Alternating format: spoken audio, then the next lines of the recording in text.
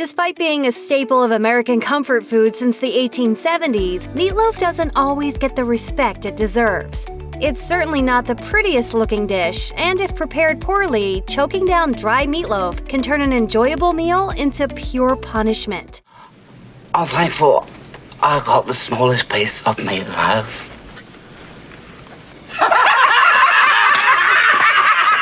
If you've avoided cooking this meal for fear of sending your family members running for the hills, there's a simple secret ingredient that will save your meatloaf from drying out.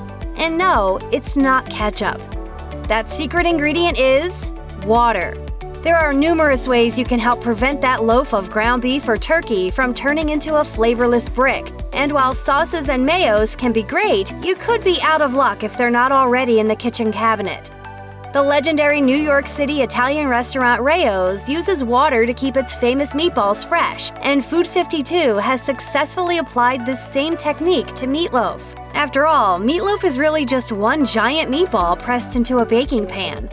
While the Rao's meatball recipe calls for 2 cups of water to 2 pounds of meat, Food 52 noted that particular ratio didn't go so well for their meatloaf and recommends using less water. They also recommend pouring some water over caramelized onions before adding them to the meatloaf mixture. It helps to cool them down and creates a tasty onion broth that can be added to your meatloaf for some extra flavoring. 3/4 of a cup of water for 2 pounds of ground beef should keep things nice and moist. When it comes to a juicy meatloaf, the right ratio of lean meat to fat is an important thing to take into consideration. With ground beef chuck, it's recommended that an 80% meat to 20% fat ratio be used to make a meatloaf that's moist without being greasy, according to the Spruce Eats.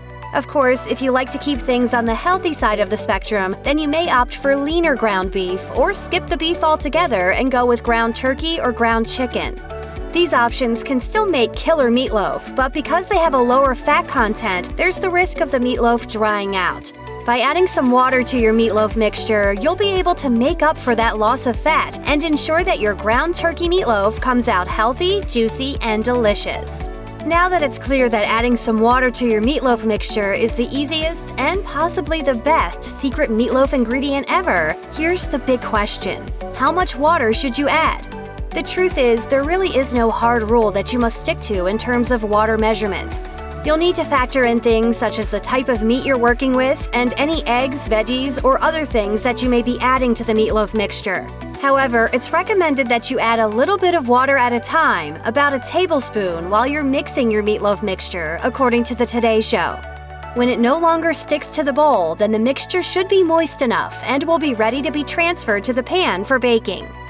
It seems the secret of adding a little H2O to your meatloaf can also be done more than one way. The Birch Cottage takes a unique approach to meatloaf, and the water doesn't go into the meat mixture, but underneath it. They recommend that to get a moist meatloaf every time, you should place a large pan filled with water on the bottom rack of an oven preheated to 350 degrees Fahrenheit. This rather simple but outside-the-box approach makes a lot of sense, as the water in the pan should cut down on the amount of moisture being cooked out of the meatloaf. Lifehacker even reported that adding a little bit of ice water to your ground beef mixture when making burger patties can help in keeping them extra juicy. Now that you know the super simple way to keep your meatloaf from tasting like the Sahara Desert, why not give this classic dish another chance? The meatloaf! We want it now! The meatloaf! Check out one of our newest videos right here, plus even more mashed videos about your favorite stuff are coming soon. Subscribe to our YouTube channel and hit the bell so you don't miss a single one.